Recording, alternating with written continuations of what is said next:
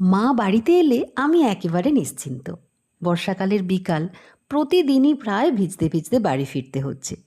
আজকে বাড়িতে ঢুকতে না ঢুকতেই আলু ভাজার গন্ধ একেবারে গোটা বাড়ি করছে। মেয়ে ডিউটি সেরে বাড়ি ফিরছে, আর মা তার জন্য টিফিন বানিয়ে রাখবে না, এটা তো হতেই পারে না। বাবুর জন্য দুটো চকলেট এনেছিলাম, সে দুটোকে দিয়ে ফ্রেশ হয়ে এসে ঝটপট একটা গরম গরম বড়া টেস্ট করলাম। ততক্ষণে অবশ্য মায়ের চা বানানো হয়ে গেছে। আর আমার মা যখন চা ছাঁকে তখন কি করে দেখুন, ওই ছাঁকুনিতে যে চায়ের গুঁড়োটা পড়ে সেটা চামচ দিয়ে চেপে একেবারে শেষ ফোঁটা পর্যন্ত চাটুকু নিয়ে নেয়। মায়ের দেখা দেখি অবশ্য আমিও এখন তাই করি।